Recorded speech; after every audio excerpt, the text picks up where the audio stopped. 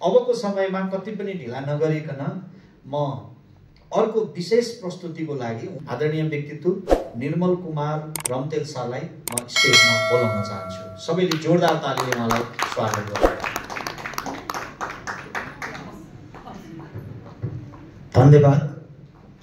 सम्पूर्णलाई नमस्कार। नमस्कार। जय जुनार, जय युटर्न। आज यहाँहरूको बीचमा म आइरहेको छु। कार्यक्रम प्रस्तुता निर्मल रम्तेल सिन्धुलीबाट।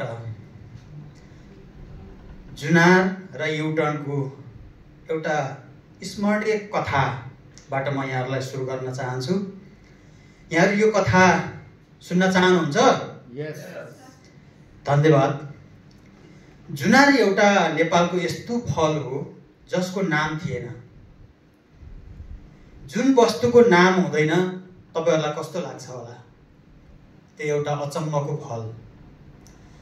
जुन बेलामा जुनार सिन्धुलीको रतनचुरामा उत्पत्ति भयो, जुन ठाउँमा मेरो घर थियो, जुनार फल्यो। जुनार टिपेर मेरो हजुरबुवाले खानुभयो, मेरो छिमेकीले खानुभयो। जुनार अत्यन्तै मिठो फल थियो, तर जुनारको नाम थिएन।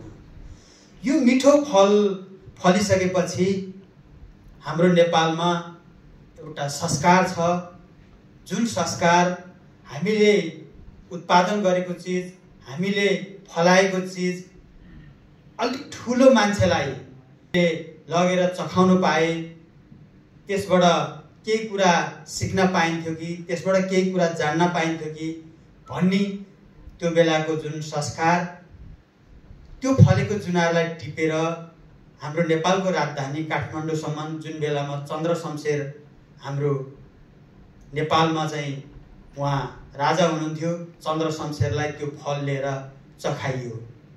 चखाउन जाँदा त्यति बेलाको महाराजलाई चखाउने बेलामा यो सिन्धुलीबाट लिएको मिठो फल जिउनार गरिसियोस् भनेर जिउनार गर्न दिएको फल बिस्तारी बिस्तारी त्यो फल मिठो हुँदै गयो। त्यो पोहोर सिन्धुलीबाट लिएको फल, जिउनार गर्न लिएको फल यसपालि नै मगाउनु न। 1 वर्ष, 2 वर्ष, 3 वर्ष, 10औं वर्ष चन्द्र शमशेरले सिन्धुलीमा फलेको त्यो मिठो फल जिउनार गर्न मागिरहँदा त्यो फलको नाम जुनार हुन गयो। धन्यवाद। यसैगरी यो फल जुन नाम थिएन जुनार भयो, त्यही जुनारसँग जोडिँदै आज हामी युटर्नमा आइपुग्यौँ। म भन्न चाहन्छु, नेपालमा होइन विश्वमा मान्छेहरू पहिले खान नपाएर मरे। विश्वमा पहिले मान्छे खान नपाएर मरे। अहिले मान्छेहरू आजभोलि धेरै खाएर मरिरहेका छन्। म भन्न चाहन्छु, पहिले उत्पादन कम थियो, खाने समय थिएन, बाँच्नको लागि मरितरी उत्पादन गरेर खानुहुन्थ्यो, तर कतिपय खान नपाएर भोकमारी लागेर मर्नुभयो। तर अहिले उत्पादन धेरै छ, रासायनिक विषादी धेरै हालेर उत्पादन गरिन्छ। बिहान उठ्ने बित्तिकै खाइन्छ, दिउँसो खाइन्छ, बेलुका खाइन्छ, सुत्ने बेला पनि खाइन्छ। त्यो खाने बित्तिकै कतिपयलाई क्यान्सर हुन्छ, कतिपयको पेट बढेर ठुलो हुन्छ, कतिपयलाई युरिक एसिड हुन्छ।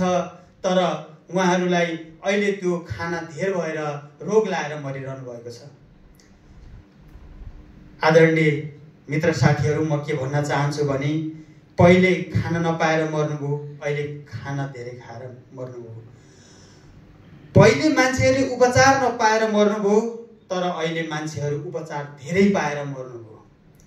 उपचार हुँदैन थियो, औषधि हुँदैन थियो, हस्पिटल हुँदैन थियो, त्यहाँ पुग्न सकिँदैन थियो।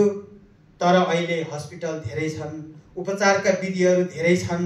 उपचार गर्न जानुहुन्छ, उपचार गर्न जाँदा मोबाइलमा रिङटोन राख्नुपर्छ। बिहान जुरुक्क उठ्ने बित्तिकै खाऊ खाऊ खाऊ खाऊ खाऊ भन्ने रिङटोन। जुरुक्क उठ्यो, औषधि खोल्यो, खायो, फेरि 9 बज्न पाएको छैन, खाऊ खाऊ खाऊ खाऊ भन्ने रिङटोन हान्नुपर्छ। फेरि अर्को औषधि खोल्यो, फेरि खायो। एविध रूपमा दिनमा औषधि कम्तीमा 5 चोटि खानु परेको छ। औषधि खाँदा खाँदा त्यो औषधिको रियाक्सनले मान्छे मर्नु परेको छ। यो उपचार धेरै भएर मर्नु परेको होइन त? धन्यवाद। हो, आज युटर्नको मलाई यो एउटा जुन प्रस्तुति दिनुभएको छ यहाँहरूले, हाम्रै नेपालमा उत्पादन भएको जुनार जस्तै हाम्रो नेपालको हिमाली भेगमा उत्पादन भएको सिस्नो, यो सिस्नो यति गुणकारी छ, यो सिस्नो छुँदा हातमा झनन्न पोल्छ। तर सहरमा बस्ने, काठमाडौँमा बस्ने, ठुल्ठुला महलमा बस्ने ठुल्ठुला व्यक्तिहरूको पेट पोलेको छ। हामीले हिमाली सिस्नो छुँदा हात पोलेको छ, तर काठमाडौँमा बस्दा ती ठुल्ठुला महलमा बस्ने ठुलो मान्छेहरूको ठुलो पेट हुनेको होइन, धेरै ओदामा हुनेहरूको के पोलेको छ? पेट पोलेको छ। हो, हाम्रो हिमाली क्षेत्रमा उम्रिएको सिस्नो, अर्ग्यानिक सिस्नोबाट बनेको हाम्रो युटर्नले बनाएको प्रोडक्ट सिस्नोको धुलो त्यो सहरमा बस्ने पेट पोल्ने मान्छेहरूको पेटमा पुर्याउन पाए उहाँहरूको पेट पोल्ने त्यो दुखाइ निको गर्नेछ र हामी साँच्चीकै देशको समृद्ध बन्न सक्नेछौँ। र हामी नेपालमा बसेर हाम्रो उत्पादन हाम्रै नेपालीहरूलाई हामीले खुवाउन सक्नुपर्नेछ। त्यो विषय नै आजको हाम्रो प्रस्तुति छ। यसमा यहाँहरूलाई कस्तो लागिरहेको छ त? ठिक छ? हो, यो हाम्रो नेपालको सिस्नो मात्रै होइन, हाम्रो युटर्नले 72 भन्दा धेरै प्रोडक्टहरू लिएको छ। अघि अग्रज क्लास लिने मित्रहरूले पनि हाम्रो नेपालको जडीबुटीको बारेमा धेरै महत्त्वपूर्ण कुराहरू भनिसक्नु भएको छ, त्यसलाई मैले दोहोऱ्याउन जरुरी छैन। आदरणीय मित्रहरू, हाम्रो नेपालमा भएका विभिन्न जडीबुटीहरू छन्।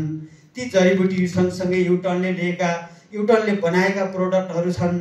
ती प्रोडक्टहरू एउटा साबुनको कुरा गरौँ, पर्वोलिस साबुनको कुरा गरौँ, त्यो यति राम्रो छ, यति धेरै जडीबुटीहरू केन्द्रित गरेर मिश्रण गरेर बनाएको छ जहाँ कि केमिकल छैन। त्यो साबुनले नुहाउनुहोस्, तपाईँले हरेक केमिकल हालेको सेम्फूले नुहाएको भन्दा राम्रो कपाल केस्राहरू त्यसले छुट्याउँछ। सानो भर्खर जन्मेको बच्चादेखि वृद्ध उमेरसम्मको बुवाले त्यो साबुन प्रयोग गर्न सक्नुहुन्छ। तर अहिले बजारबाट किनेर लिएको साबुन प्रयोग गर्नुहोस्, लाइफबोय साबुन प्रयोग गर्नुहोस्, तर त्यसलाई बिचमा काटेर हेर्नुहोस्, धेरै त्यसमा चाहिँ यो विभिन्न जनावरहरूको बोसोहरू प्रयोग गरेर हामीले त्यसलाई प्रयोग गर्दा एलर्जीहरू आउने, विभिन्न समस्या, छालाका रोगहरू आउने गरेको छ। तर हाम्रो जडीबुटीबाट बनेको साबुन प्रयोग गरेर हेर्नुहोस्, त्यसको महत्त्व कति छ। जसले प्रयोग गरेको छ साँच्चीकै उहाँहरूको अनुहार, तपाईँहरूले पनि पक्कै त्यो साबुन प्रयोग गरेको हुनुपर्छ। कतिपय हाम्रो साथीहरूको अनुहार कति चम्किलो छ, पक्कै पनि युटर्नको यहाँले त्यो साबुन प्रयोग गर्नुभएको छ।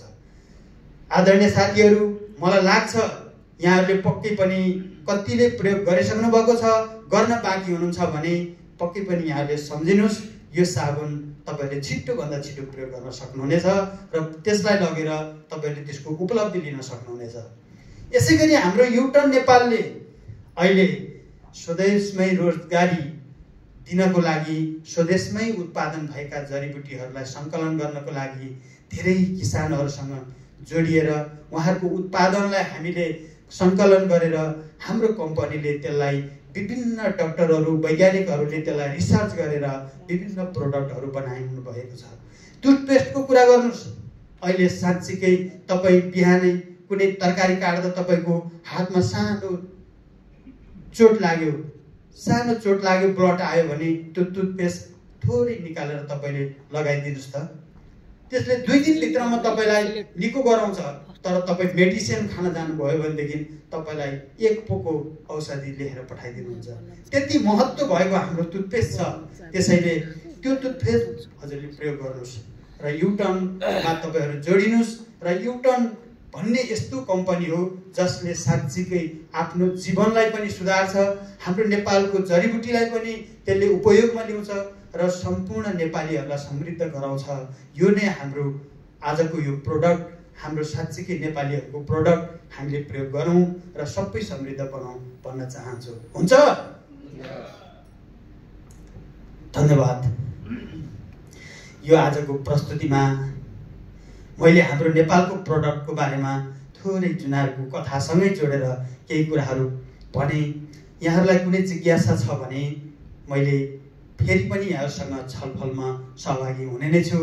तर अहिले समयको पाबन्दीलाई ख्यालमा राख्दै मैले 10 मिनटभित्रमा यहाँहरूको बिचमा जे जति प्रस्तुति गरेँ त्यसमा मैले सुधार गर्नुपर्ने कुराहरू केही छ भने यहाँहरूले मलाई एउटा सानो चिरपेटोमा लेखेर सुधार गर्ने अवसर पनि दिनुहुनेछ भन्ने मैले अपेक्षा राख्दै आजको यो प्रस्तुतिबाट यहाँबाट बिदा हुन चाहन्छु। जय जुनार, जय युटर्न, नमस्ते, धन्यवाद। धेरै राम्रो, धेरै राम्रो। सरको रिपोर्ट तयार भइसकेको छ, लिएर जानु होला। निर्मल सरको प्रस्तुति हेर्दाखेरि मलाई पनि डाहा लाग्ने खालको क्या, त्यो रोचक तरिकाले उत्साहित ढङ्गले अब के भन्नुहुन्छ जस्तो गरी होइन, बडो रोचक र उत्साहित ढङ्गले उहाँले कक्षा सञ्चालन गर्नुभयो। उहाँका राम्रा पक्षहरू धेरै छन्, मैले उहाँलाई रिपोर्टमा लेखेर दिएको छु। ठ्याक्कै 10 मिनट 12 सेकेन्ड समय अवधिलाई सही समयमा टाइमिङलाई ख्यालमा राखेर कार्यक्रम सम्पन्न गर्नुभएको छ। यो भिडियो हेरिदिनु भएकोमा सम्पूर्णलाई धन्यवाद दिन चाहन्छौँ।